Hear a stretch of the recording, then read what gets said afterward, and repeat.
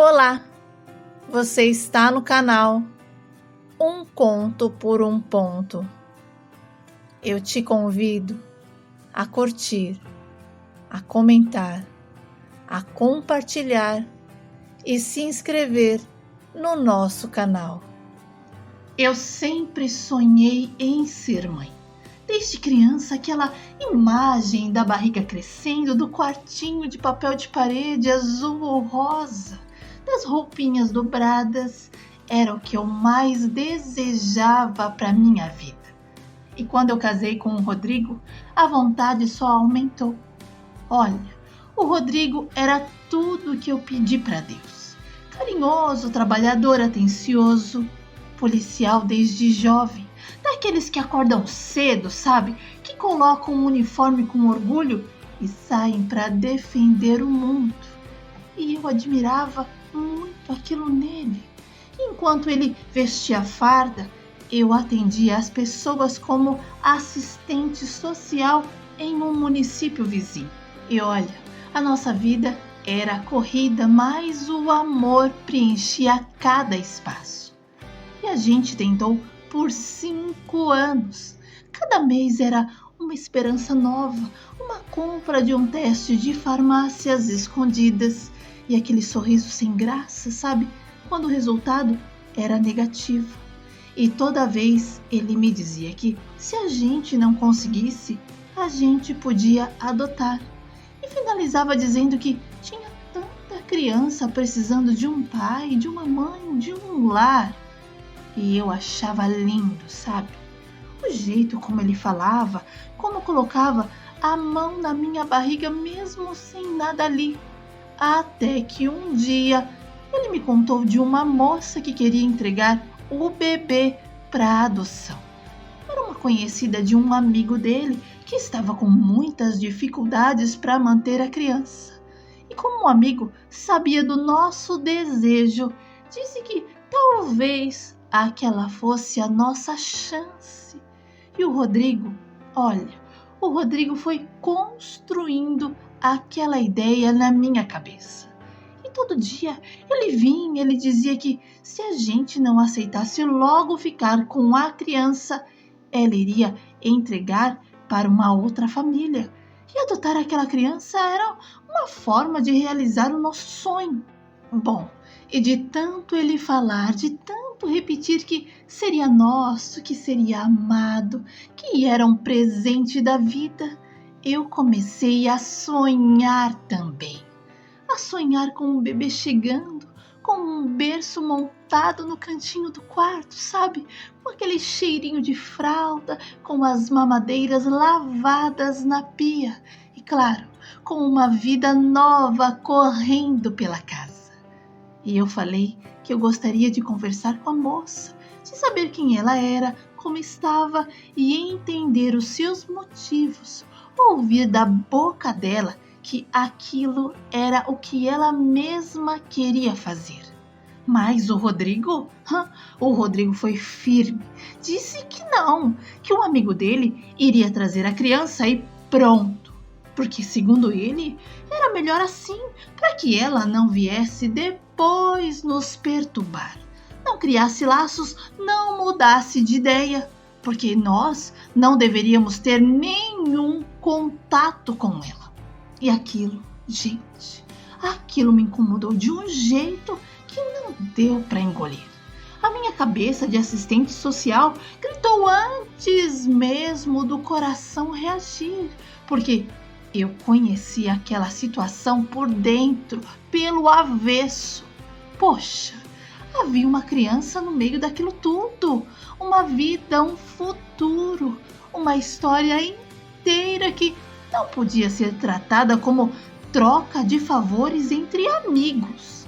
E eu respirei fundo e falei com firmeza para o Rodrigo que o que ele estava tentando fazer era crime, que não se transferia a guarda de uma criança por um acordo informal, por amizade ou até por desespero, que aquilo era tráfico de influência e que poderia ser interpretado como adoção à brasileira, o que era completamente ilegal. E eu perguntei com todas as letras que se ele achava mesmo que eu, como assistente social, iria compactuar com aquilo. Olha, ele tentou justificar, assim um tanto nervoso, dizendo que só queria muito ter um filho, que já estava com 37 anos e que estava tentando, há anos sem sucesso. Que aquela era a chance da vida dele. Disse que eu estava sendo careta, antiquada e que muitas coisas funcionavam daquele jeito. Que era só resolver entre os dois e pronto. E eu até entendi o desespero dele, sabe? De verdade. Porque todos os irmãos já tinham filhos. A cobrança vinha de todos os lados. A mãe dele então cobrava os amigos, os colegas de trabalho. E aquilo estava sufocando ele, mas ainda assim não justificava para mim. E eu falei firme que não iria compactuar com nada daquilo. Mas o Rodrigo se levantou irritado, sabe? E foi tomar banho, dizendo que precisava esfriar a cabeça. Olha, a minha formação gritava por justiça e o meu coração por cuidado, porque eu sabia que o Rodrigo estava desesperado, estava pressionado, assim, pelas cobranças da família, pelo tempo que passava e pelo vazio que sentia. Mas nada justificava atravessar por um caminho torto. E naquele momento eu decidi que, por mais que doesse, eu não abriria a mão dos meus valores. Não importava o quanto eu sonhasse com um filho, ele teria que vir por caminhos certos, honestos. E isso foi o que abalou um pouco o nosso casamento. O meu marido ficou frio, sabe? E às vezes até me respondia com grosseria. E sabe de uma coisa? Eu precisei respirar fundo e juntar coragem para ter uma conversa séria com ele. Porque não dava mais para fingir que estava tudo bem. Porque o Rodrigo, ele precisava entender que as coisas não funcionavam daquele jeito. E falei que se ele continuasse a me tratar daquele jeito frio, distante, como se eu fosse a vilã da história, as coisas iriam piorar. Porque eu também sabia dar gelo, sabe? Eu também sabia ser dura, também sabia levantar muros. Mas era aquilo que a gente queria. Então, e foi nesse ponto que ele começou a baixar a guarda. E voltou a ser o Rodrigo de sempre. Enfim, um dia o Rô saiu para trabalhar e esqueceu o celular em casa. E aquilo nunca foi um problema para mim. Nunca fui do tipo de mulher que é ciumenta, dessas que vasculha as coisas do marido, sabe? Que desconfia de tudo, que precisa saber as senhas. Eu sempre pensei que se você está com alguém, é porque confia. Se ele ama de verdade, não faz bobagens. E se fizer, é porque nunca amou de fato. Olha, o Rodrigo sabia disso. Sabia que eu não era uma fiscal da vida dele, nunca fui e nunca quis ser. A liberdade sempre foi o que mantinha a nossa relação leve. Mas naquele dia, o celular dele ali na mesa da cozinha, emitindo notificações, algo dentro de mim me incomodou. E foi como abrir uma porta que eu nunca quis atravessar. E sabe, não era curiosidade, era intuição. E então eu olhei para o celular e como ele vibrava de tempo em tempo, uma mensagem depois outra, coisa que o celular do meu marido nunca fez. Eu peguei o telefone na mão e li na tela o nome de Carlão. E me lembrei que era ele quem estava colocando aquela ideia na cabeça do Rodrigo, de adotar uma criança de uma forma nada convencional. Mas o que me fez abrir a conversa não foi desconfiança, foi um aperto no peito, aquela intuição que grita e que só passa quando você faz o que ela pede. E então eu não consegui segurar mais a curiosidade. Resolvi saber o que estava acontecendo. E as últimas mensagens do Carlão falavam sobre controlar a situação, sobre dar um jeito na fulana antes que ela resolvesse falar demais. E eu não entendi aquilo direito, sabe? E decidi ler toda a conversa. E a cada conversa era uma facada silenciosa, porque eu fui descobrindo que o meu marido tinha me traído. E não era só um erro isolado não, viu? Era muito mais. Ele tinha engravidado a mulher. E ao que tudo indicava, estava disposto a pegar a criança para a gente criar, como se nada tivesse acontecido. Mas a mulher não estava aceitando as condições dele. E naquele instante o meu mundo desabou. O Rodrigo das mensagens não era o meu marido. Ele havia se transformado em um homem completamente diferente. Sem escrúpulos, sem caráter, ardiloso. E sabe, aquela admiração que eu sentia por ele, aquela confiança que construímos, tudo aquilo simplesmente se desfez naquele dia, como os castelos de areias que são levados pela maré.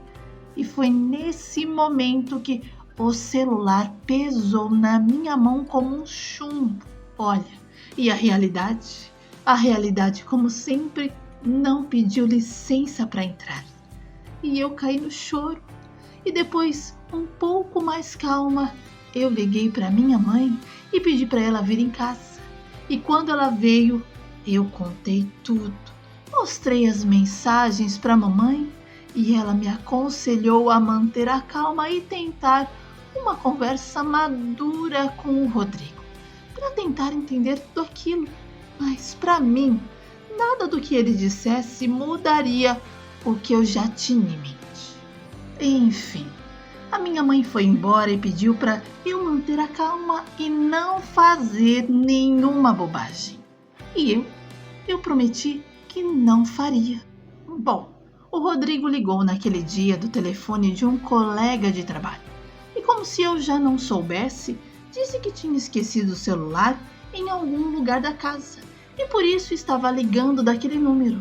E eu ouvi tudo o que ele disse e não consegui responder nada. Fiquei em silêncio, sentindo cada palavra atravessar o telefone, mas sem conseguir me conectar com o que ele dizia. E ele terminou a ligação e eu não disse nada além de tchau e até mais. Mas o Rodrigo insistiu para saber se estava tudo bem. Eu apenas respondi com um aham. E quando ele desligou, eu soube que algo dentro de mim havia mudado para sempre. E quando o Rodrigo chegou e me encontrou sentada no sofá da sala com a luz apagada tarde da noite, ele até se assustou e perguntou como eu estava. E eu respondi que bem e continuei em silêncio. E ele então seguiu seu ritual de sempre. Tirou os sapatos, deixou a bolsa no canto, guardou a arma no mesmo lugar de sempre e pegou uma cerveja na geladeira. E se sentou ao meu lado, insistindo para saber por que eu ainda estava acordada. E pior, naquele sofá, sendo que a nossa cama era muito melhor. E eu nem esperei ele terminar de falar e explodi querendo saber que conversa era aquela.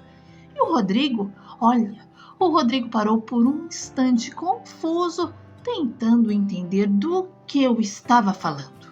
Mas antes que ele abrisse a boca para tentar qualquer explicação, eu fui direta.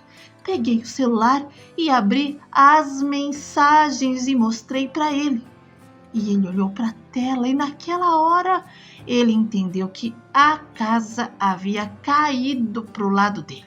Bom, e o Rodrigo tentou se justificar, falou um monte de coisas, mas nada, absolutamente nada que saiu da boca dele foi capaz de apagar o que eu estava sentindo. Era como se cada palavra dele só piorasse tudo dentro de mim. E eu estava tão fora, sabe? Tão fora de mim, que me levantei, fui até o quarto e peguei a arma do Rodrigo e voltei para a sala. E quando ele me viu com uma arma na mão, ficou pálido, começou a tremer e implorar para eu não fazer nenhuma loucura. Dizia que a gente podia conversar, que dava para resolver, mas eu parecia possuída fora de mim. E tudo o que eu consegui fazer era manter a arma apontada para ele como se aquilo fosse me devolver a paz. Olha, e na minha raiva eu mirei a arma para um canto qualquer da casa e atirei. O barulho foi tão forte que eu me assustei. O Rodrigo tentou se aproximar para tirar a arma da minha mão, mas eu fui clara. Se ele tentasse, eu atiraria de novo e não seria só um tiro, não. E ele congelou, ficou parado ali com os olhos arregalados, enquanto eu desabafava. Olha, eu falei tudo que estava entalado, tudo que eu pensava, tudo que eu sentia. E eu rasguei o meu coração na frente dele e chorei. Chorei não pela traição, mas por eu ter acreditado que ele estava comigo. Remando juntos, sabe? Remando em direção aos nossos sonhos, mas não. Eles estavam no outro barco indo para a praia. E eu ali, sozinha, achando que éramos dois contra o mundo. E foi ali, entre o choro e a raiva, que a lucidez me abraçou. E ao invés de uma loucura, eu estragar a minha vida, eu coloquei a arma na mesinha da sala, olhei nos olhos dele e disse que o melhor a se fazer era nos separar. E o Rodrigo se desesperou, sabe? Implorou, disse que eu precisava perdoá-lo, que só tinha sido uma vez, um deslize. Mas para mim já tinha dado. Ele sabia, sempre soube qual era a minha posição em relação à traição. Não era sobre o ato em si, era sobre a quebra, o rompimento de tudo que a gente construiu, da confiança, do respeito. E isso não se colava com desculpas. Levamos um tempo, sabe? Um tempo ainda para nos separar. Porque o Rodrigo, ele não queria sair de casa. E para evitar mais chateações, eu peguei as minhas coisas e me mudei para um apartamento. A família dele ficou chocada, mas a mãe dele, que queria tanto um neto, ficou feliz e abraçou a nova mulher dele. E eles foram morar juntos. E depois disso, eu nunca soube mais nada da vida dele. Nenhuma notícia, nenhuma tentativa de contato, nada. Como se ele tivesse virado poeira no tempo. E eu fui me refazendo aos poucos, devagar, sem pressa, cada dia juntando um pedacinho dos cacos que ele havia quebrado. E foram 2 anos e meio de conserto, até que eu conheci o Levi, um rapaz com uma energia contagiante. Ele era enfermeiro e quando aparecia, tudo ficava mais leve e, acima de tudo, ele estava em busca de um amor verdadeiro. E quando nos vimos pela primeira vez, algo no ar foi diferente. Foi como se a gente soubesse que era para ser. E aquele encontro não tinha sido por acaso. Foi então que começamos como amigos. E depois de alguns passeios e encontros, chegamos à conclusão que não dava mais para ficarmos longe um do outro. E decidimos morar juntos. E 3 meses depois, eu engravidei da Manuela. Hoje já fazem 8 anos que estamos juntos. E a cada dia ao lado desse homem, eu percebo que eu tomei a decisão certa. Ele trouxe paz, amor e principalmente a sensação de que, depois de tanto tanto sofrimento, a vida realmente tem algo bonito reservado para nós.